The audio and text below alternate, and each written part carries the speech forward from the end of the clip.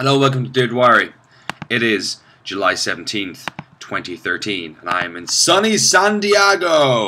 Let's check it out. Let's go mobile. Look at this. Look at this madness. Oh my god. I can't even see if you can see that. Look at it. I arrived yesterday for Comic-Con, which is in, I believe, that building there. There. Where's my hand? There. There. Our stage is like there, outside, behind this building, and then our war room is here, and then our hotel is here. I arrived in last night. This place is pretty dirty. I arrived in last night and then fell asleep. I met some of the boys, and then I fell asleep when I was supposed to go down and help set up the stage with them, or do the first get in. Because of the jet lag. I think it was like 4 in the morning for me when I was here, like 11. Oh, and I just woke up now. Well, I woke up at like 6:30 and I haven't been able to go to sleep, so I figured let's do one of these. In fact, I got this, fresh.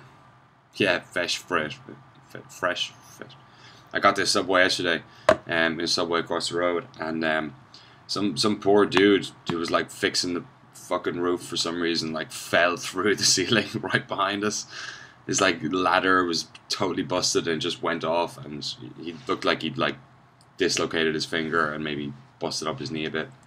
And the day before, some of the guys from Ryan McDonald and the guys were inside the convention center, and they saw like a fight happen outside. So Ryan had this like 2-minute video on his Galaxy or whatever phone he has, big fucking screen, of these two guys just apparently they're on cars, and like one cut the other guy off, and they both got out of each other's cars and just started like throwing up blocks and digs and shit. The fucking city's crazy. It's beautiful as well though. I like it a lot. Than like the 3 hours I spent here yesterday. So I got a couple of jobs to do today. We're going live tomorrow. I gotta get a haircut. I gotta get my Ryan Davis t-shirt printed up to wear on one of the days on the stage show, and yeah, gotta do some prep for Comic-Con. We're here all week, so Thursday, Friday, Saturday we'll have live streams. Chris Waters is taking it from 1 p.m. Pacific until like, I think it's like 4, maybe 4 or 5. And I'm doing the morning shift between like 11 and 1 p.m. PST. So it's like, I think it's like 8 or 9 o'clock UK time. Do the math. I'm confused. And I'm just doing random encounters of comic book games with just dudes walking past and stuff, and just get them in. Do random. It's ridiculous. I'm doing random encounter in San Diego. I could literally do it in London. I'm very lucky to have this job. So it's gonna be a fun week. And yeah, I'm looking forward to getting back in the groove. I've been out obviously for a little bit, without getting into the drama of it all. Let's just say that I'm not getting married in August as I was previously planning to, and I'm in fact single for the first time in 9 years since I was 18 years old. So you can imagine how fun that is. But it's actually grand. And myself and herself, I won't get into any personal stuff, but we're all cool, and nothing stupid happened or anything bad like that. Just one of these paths splitting in 2 different ways, and I guess I didn't see it. But I had a great week back home with friends and family, and with her, just kind of enjoying time, enjoying the sun. It was the hottest day in like 7 years in Ireland. We 5 days in a row in Waterford of like 28 degrees. I don't know what that is in American, like 90 or something Fahrenheit. Yeah, it was gorgeous. It was absolutely beautiful. So I had a ball. And I got back into London on Sunday, went to work yesterday, or Monday rather, and now I'm out here until Sunday. So yeah, it's been a cool kind of nice break. And like I said, Comic-Con, we've loads of stuff. Rich and Rob are going to be there as well. I know Anna Prosser-Robinson's coming down as well. We have a whole shitload of people come from the San Francisco office today. I usually get flown out a little bit earlier because of the whole jet lag thing, obviously. Yeah, so that's pretty much the update at the moment. The Point, my new show, will be going live around August something. Where's the calendar? It's like first week in August. It's every Wednesday it'll be on. I've already done 2 pilots. I have one unlisted on my YouTube channel. I'll put the link in the description here, or up on the screen or some shit. So I guess the first one will be August 7th, because, alright, August starts on Thursday, so August 7th will be the first episode of The Point. Yeah, and if you don't know what the fuck that is, I'm sorry, previous videos, they got you back.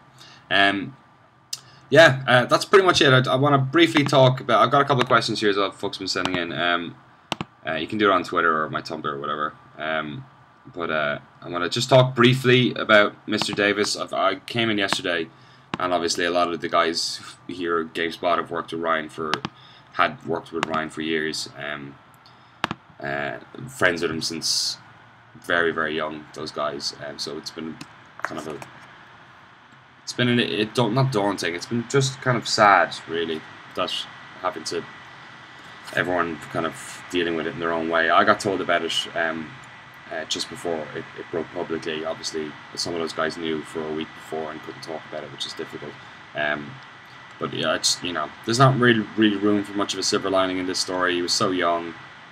He was such a nice dude, and obviously with his wedding a couple of days earlier, it certainly put my recent traumatic news in context, which is horrible that it even had to.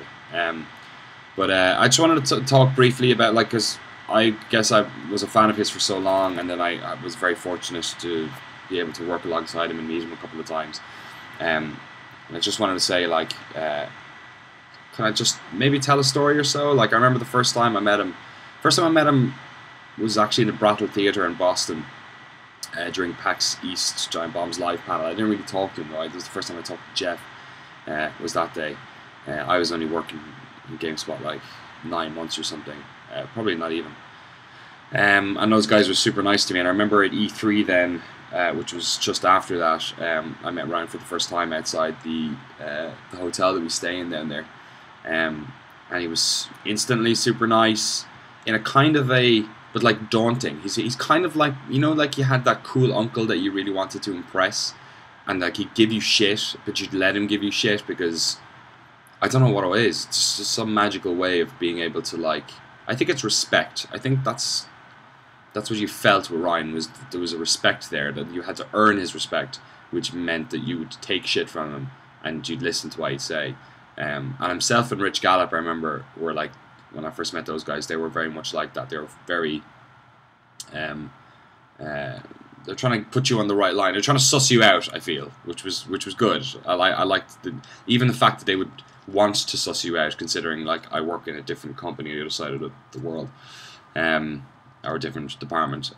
It really is just telling as well that of his character. But I remember outside that day, he said, "Would you be able to come on the Bombcast?" And I've been listening to the Bombcast since it was Arrow pointing down. So for him to ask I thought the fact that I was so green in the industry, and I'm still so green in the industry, I thought was really amazing. As it happened, I couldn't make it the first 2 nights, and I came on the last night, and they had so many people over that they didn't have space to put me on. But I sat around and got to hang around with those guys, and it was really I think it was better in a way that I didn't get to talk. Although now I lament and mourn the fact that I never actually got to work with Ryan directly at all.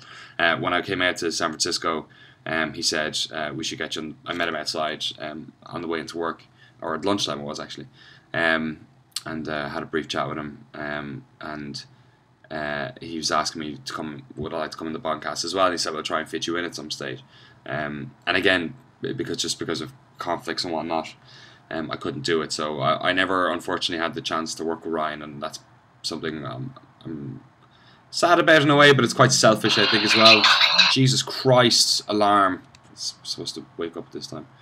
It's my Jesus Christ alarm. Yeah, so that's quite a selfish thing, I think. But it is something that, it would have been... That dude is pretty cool. So, it would have been nice. But he was incredibly nice to me. He didn't need to be. There was also times where I go outside at lunchtime or whatever and try and start a conversation with him, and he'd be on his laptop working or on his phone, or just throw him in we're both organising weddings as well at the time, so ask him a question, and you knew when he wanted to talk, because if you wanted to talk, he'd come over, sit down beside you, and if he didn't, it was just a fucking one-word answer, straight down. I forget what it was. I tried to make a joke once, and he stared me down so bad on it, and I just thought, ugh, I had that sick feeling like, oh, you fucked up, man. You just made yourself look like a dick. But then the next time, you meet him, he'd be all peaches and cream. So, yeah, he's a loss to not just the video games world, but he's a loss to the world. And when people talk about stuff melodramatically about their friends and colleagues and stuff, and they forget all the bad parts and highlight the good parts. But from whatever brief time I had talking to Ryan, everything people have said about him being, hard centered or hard edged and soft centered is basically what I got out of it as well. So if you feel like people are, talking him up in a way that he wouldn't have otherwise, I can certainly say from my very little experience that that's not the case. He will be missed. Best friend to thousands of strangers. I feel it's a weird sort of 21st century type of mourning, really. When I was fortunate enough that I could at least connect a handshake or a conversation to how the loss that I would feel, as small as it is, obviously, not knowing him well or being in his family, those poor people. He's so young, it's ridiculous. But it's an interesting kind of.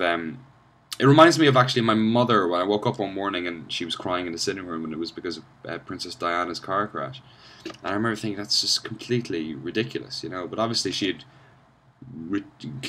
created some sort of a relationship with her through reading shitty magazines and watching the news and stuff. Obviously the way in which Ryan communicated with fans like us was way more personal, because the Bombcast is a much more chatty thing, and obviously interacting with people over Twitter and over the internet and whatnot, it becomes way more personal. But it is an interesting situation where you've got like I had a friend who texted me when he saw it on Twitter. Obviously knew that I was a bit emotionally fragile already because of all the wedding stuff, but it's a strange type of 21st century mourning, and I think that probably took a lot of people by surprise. So anyway, that's I don't want to linger on that anymore. But I just thought I'd add my voice to the choirs of people singing Mr. Davis's praise. He will be missed. Alright, I got some questions here over the Twitters. Have not read these yet, so I will just read them out. Tyler I can never fucking pronounce your surname, dude. Beauchamp. It's Tyler from the depression video that we made a couple of months ago. How you feeling about this year's Formula 1 season so far? I think Vettel will take it again. Yeah, kinda. He's too fast. He's too fast off the line. Even when he's not on pole, he's usually got him nailed down within the first lap. Yeah, I have a feeling the interesting battles will hopefully be in the Constructor Series. I think Mercedes are obviously surprising a lot of people. It's weird that McLaren are so shitty, but yeah, I kind of think that way already. I'm looking forward to next year's more than anything else. I really want the New Jersey race, and I want to see what these new cars are like, and I hope it really scrambles the pack. But yeah, that's kind of how I'm feeling about it at the moment. And even if even if somebody catches up with him, it'll probably be fucking Alonso, and I don't even like Alonso, so whatever. Good question though. Gaz asks, has there been any word on whether the Xbox One controller will be supported on the PC just like the 360? So there's no official word on that. Yeah, Microsoft haven't said either way, but there is a USB powered Xbox One controller, which doesn't need batteries, just like the wired controller for the Xbox 360. And the developer units that they were using at E3 weren't Xbox Ones, they were PC builds, or Xbox One architecture on PCs, which is always the case. I don't know why such a big fuss was made about it. The PlayStation 4 ones were the same probably. So it does work that way. That is a question of policy, which I imagine is why Microsoft haven't talked about it yet. But considering how much the Xbox 360 controller, how many units were sold, how it accidentally became the de facto PC controller, I would be incredibly surprised if they decided to change that. But there has been no official word on that yet. I imagine they'll get to that in the next couple of months. Excuse me. It's a bit early. What is your favorite alcoholic beverage? I'm trying not to drink at the moment. I'm trying to get rid of some of my weights. I was for the wedding, and now I'm getting rid of it because I'm fucking single. This is the first time since I was a teenager. And then I've become acutely aware of the fact that I dress like a fucking 18-year-old, and then I work in video games, so I ain't got much going for me, I don't think. So I need to slim up. So I'm trying not to drink too much at the moment, but I'm obviously still drinking. So I drink when I'm drinking. Like I craft beers. Like I don't like, I'm not snobby about it. I just don't like Budweisers and Heineken's, Carlsbergs and stuff like that. Buddy of mine, Dennis, who the two of us, Dennis Walsh, who the two of us started a website, Citizen Game, about gaming, which eventually got me the job at GameSpot. He's my best buddy from back home. He's mad into his craft beers. Actually, all my friends are back there, so I kind of have been in the past 6 years driven towards that area. So I'll drink like anything that I see is new. If I go into a bar and there's a pump I've never seen, like an IPA, like the ales are amazing in the UK. Like the beer selection in Ireland is awful, which you'd be surprised about. But like Diageo, the guys who supply all the bars and stuff, they basically own everything. So it's just Guinness, Bulmer's cider, which actually I do like, Heineken, Carlsberg, all that shit. So you never get ales. There's like no ales in Ireland. That's starting to change. There's a lot of startup breweries in Ireland that there wasn't before. But yeah, like I'll drink anything. And when it comes to like spirits, I prefer rum. I'm not a big vodka guy. I'm trying to get into whiskey at the moment, because some of the guys over here are mad into it. And San Francisco is a big whiskey town. So whenever I'm there, I kind of want to taste some of the deliciousness. Yeah, whatever. When it comes to beers, like what I actually love is like 5 beers. Like I love Hoegaarden, Erninger, Lef. Like I love my Belgian and German stuff. So yeah, as long as it tastes good, basically, and isn't too expensive. Although that never really matters, because usually, it's like going to the shop when you're hungry. You'll just fucking buy whatever you want. Brandon Blizzard, I quickly becoming GameSpot's go-to host for live events. I can say that I've enjoyed Ori on stage 2. Thank you very much. I think Chris is like obviously our main dude. He's based in the States. I'm based in the UK. It's just because the only reason like I get pulled in to do this stuff for live stuff is because I have more experience doing live stuff. Like when we did I was asked to do all the random encounter stuff. Like back in January, I was asked because everyone else was so full up, and I was the one that had some free time, kind of. Do something with live. Create a show that we could do every day live and work American hours. So that's what Random Encounter was.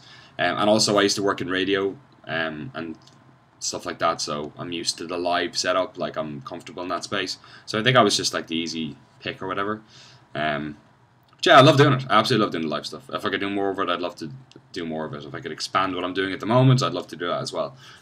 It's all a learning curve. The problem for me is that whenever we do the stage shows, because I get flown out to do them and stuff, like it's so sporadic. Like we don't have a weekly live show. We had with community service, which is just kind of like a play around. We don't have a weekly live like interview show. Like Random Encounter is different because it's just me talking to you guys. Whereas when it's in that situation, you have to deal with interviews and stuff, which I really love. Like it's once a year, so I feel totally ropey. Like I felt way better about E3 this year than how I did last year. But it's still, you don't get much practice. So thank you, though. Thank you for watching stage 2. The beard is gone. It ruined my marriage. I'm only kidding.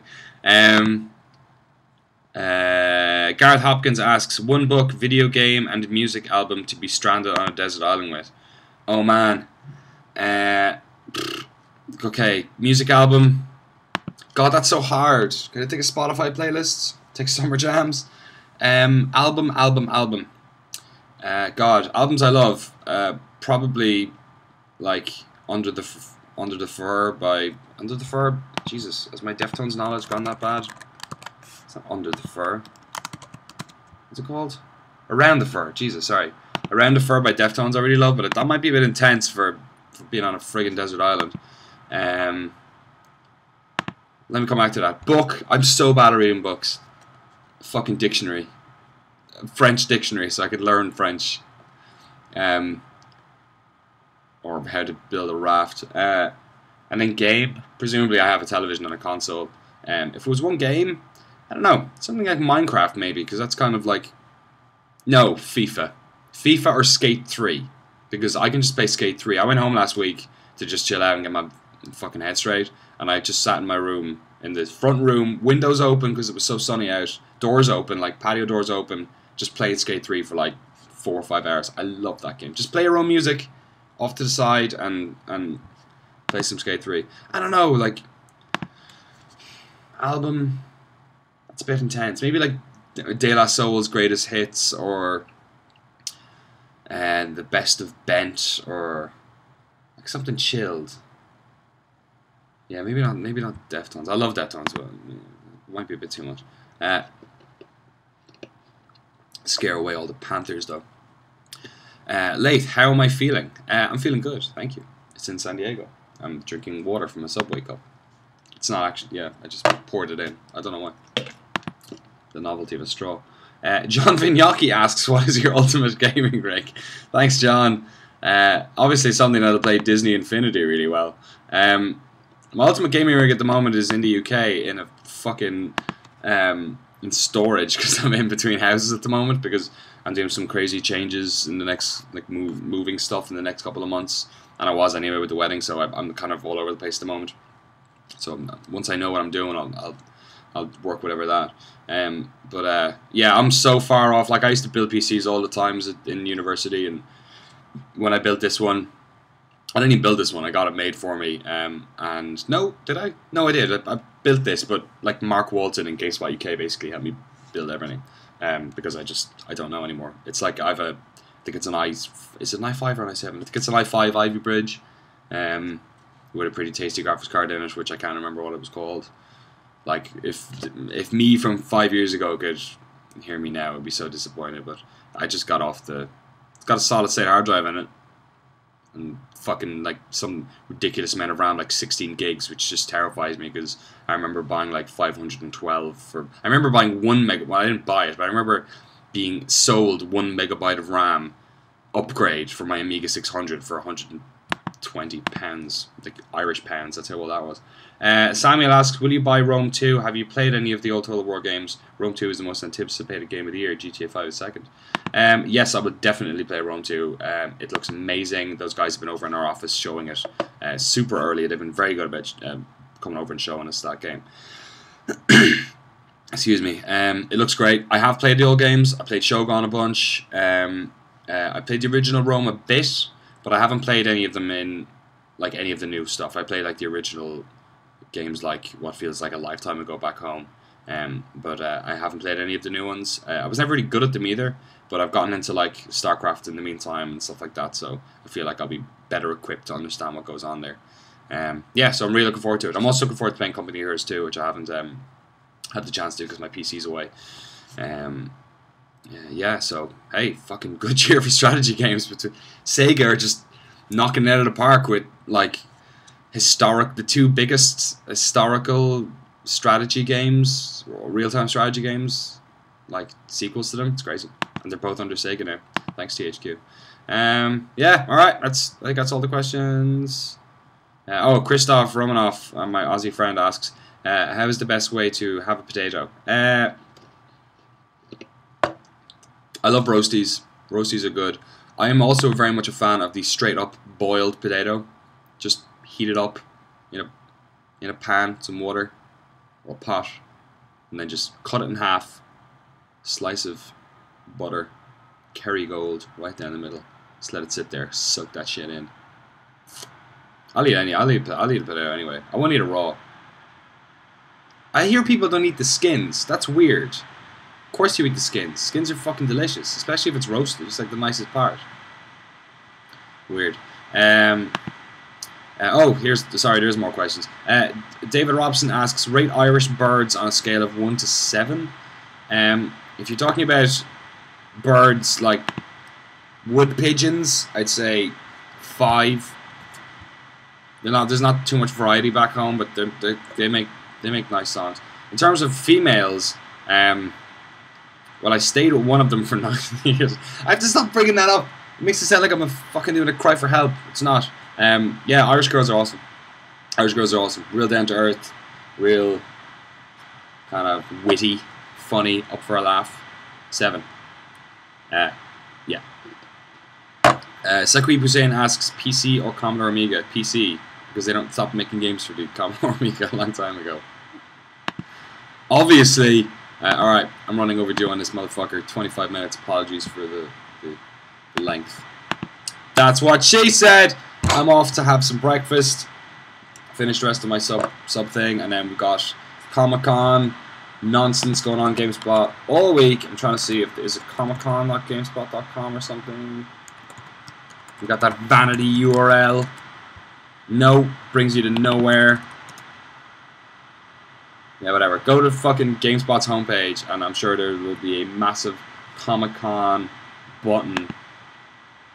Yeah, GameSpot.com/comic-con. Ugh, hyphens. Yeah, so I guess I'll see you guys there. Thanks for watching, dear Dwyery.